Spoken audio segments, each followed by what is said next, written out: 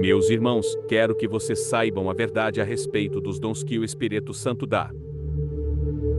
Vocês sabem que, quando ainda eram pagãos, vocês eram desviados, de várias maneiras, para a adoração dos ídolos, os quais não têm vida.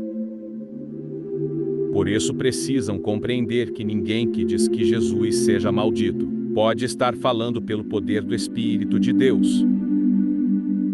E que ninguém pode dizer Jesus é Senhor, a não ser que seja guiado pelo Espírito Santo. Existem tipos diferentes de dons espirituais, mas é um só e o mesmo Espírito quem dá esses dons. Existem maneiras diferentes de servir, mas o Senhor que servimos é o mesmo.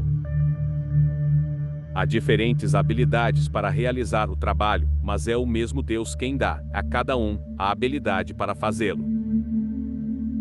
Para o bem de todos, Deus dá a cada um alguma prova da presença do Espírito Santo. Para uma pessoa o Espírito dá a mensagem de sabedoria, e para outra o mesmo Espírito dá a mensagem de conhecimento. Para uma pessoa o mesmo Espírito dá fé, e para outra dá o poder de curar. Uma pessoa recebe do Espírito poder para fazer milagres, e outra recebe o dom de anunciar a mensagem de Deus. Ainda outra pessoa recebe a capacidade para saber a diferença entre os dons que vêm do Espírito e os que não vêm dele. Para uma pessoa, o Espírito dá a capacidade de falar em línguas estranhas, e para outra, ele dá a capacidade de interpretar o que essas línguas querem dizer. Porém, é um só e o mesmo Espírito quem faz tudo isso. Ele dá um dom diferente para cada pessoa, conforme ele quer. Cristo é como um corpo, o qual tem muitas partes, e todas as partes, mesmo sendo muitas, formam um só corpo. Assim, também, todos nós, judeus e não judeus, escravos e livres, fomos batizados pelo mesmo Espírito para formar um só corpo. E a todos nós foi dado de beber do mesmo Espírito, pois o corpo não é feito de uma só parte, mas de muitas. Se o pé disser, já que não sou mão, não sou do corpo, nem por isso deixa de ser do corpo.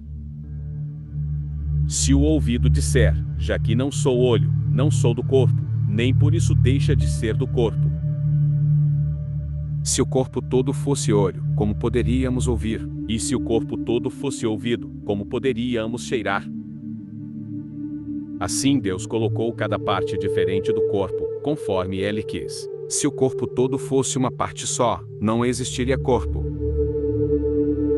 De fato, existem muitas partes, mas um só corpo. Portanto, o olho não pode dizer para a mão, eu não preciso de você. E a cabeça não pode dizer para os pés, não preciso de vocês.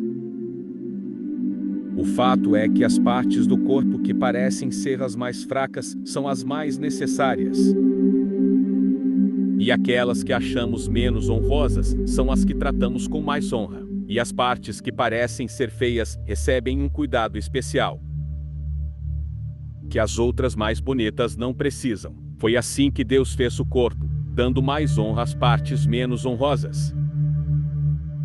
Desse modo não existe divisão no corpo, mas todas as suas partes têm o mesmo interesse umas pelas outras. Se uma parte do corpo sofre, todas as outras sofrem com ela. Se uma é elogiada, todas as outras se alegram com ela. Pois bem, vocês são o corpo de Cristo, e cada um é uma parte desse corpo. Na igreja, Deus pôs tudo no lugar certo. Em primeiro lugar, os apóstolos. Em segundo, os profetas. E, em terceiro, os mestres. Em seguida pôs os que fazem milagres. Depois os que têm o dom de curar, ou de ajudar, ou de liderar, ou de falar em línguas estranhas. Nem todos são apóstolos, ou profetas, ou mestres. Nem todos têm o dom de fazer milagres, nem de curar doenças, nem de falar em línguas estranhas, nem de explicar o que essas línguas querem dizer. Por isso se esforcem para ter os melhores dons. Porém eu vou mostrar a vocês o caminho que é o melhor de todos. Primeira carta aos Coríntios, capítulo 12.